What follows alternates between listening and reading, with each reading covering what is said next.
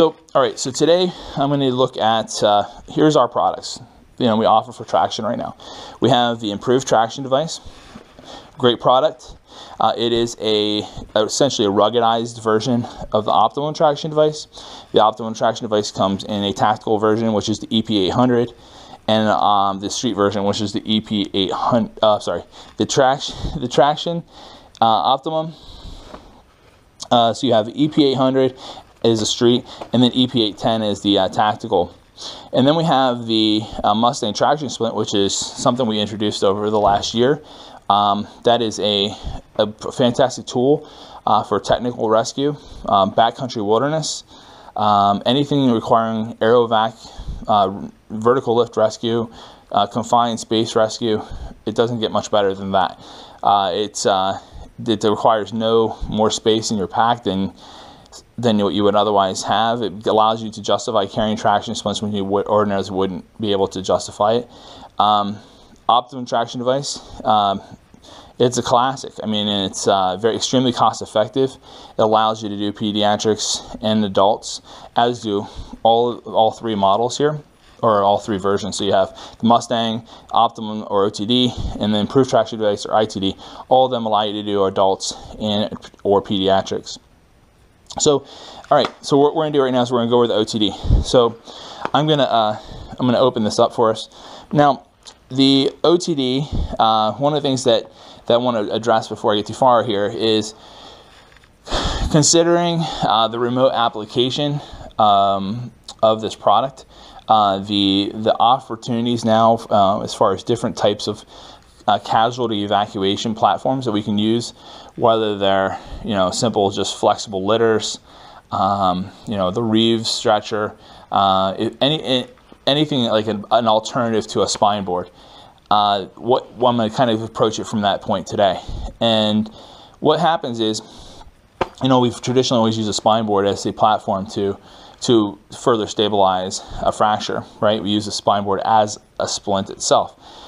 So as far as the splints go, there are padded board splints out there. Personally, I like to pack light. I like to pack as many things I can into my bag, and I try to reduce my cube size as much as I possibly can. For those who have hiked with me, they'll know that I usually carry a lot, but I'm able to carry a lot in a very small space. So, I do that by actually utilizing products like the SAM Splint. And the SAM Splint versus a long, rigid board splint gives you some flexibility. I love the SAM Splint XL. It's a 36-inch splint.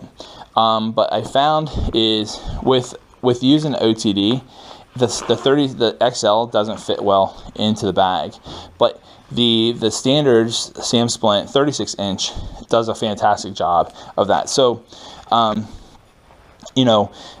for most of you, it depends on what you're expecting. This comes with a boot hitch. If you're not familiar with it, I'm not gonna be able to address it in this video, but take some time to understand its use.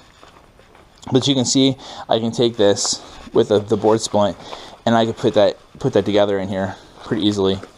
It is a little tight. I'm not gonna lie, but I'm not gonna have to keep opening this over and over again. But it gives me the ability to actually make sure that if I send somebody up to my pack to get my OTD out, I can this gives me the ability to actually know that I actually have this already in there. Again, it can be a little pain in the butt, and I don't want to spend a lot of time on that, but but anyway, just want you to see that it'll actually fit in here pretty well.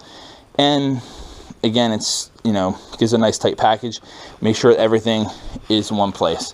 So this is your Optimum Traction Device with the board splint, or one of the 36-inch SAM splints in there. So okay, so we're going to open this up. We've already done a neurovascular assessment on this patient.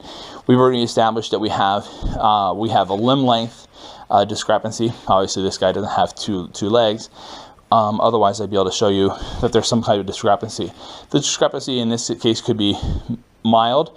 It could be maybe an inch, or discrepancy could be 2 to 3 inches. It could be pretty gross as far as the limb length difference. So in this case, I'm going to just assume we have a kind of a moderate discrepancy or limb length discrepancy. So we're going to, let's say it's 2-inch discrepancy. So I'm going to take this out, set my splint aside. I'm going to, I've already done my assessment. So we have diminished response in basically our pulses. We have some changes in color. He has really kind of very low response to sensation. So at this point, we're going to go ahead and do implement a traction splint. So I'm going to set the boot hitch aside, and because the folks who actually were here on scene first were nice enough to take a sneaker off for me, and he had a pair of shorts on, so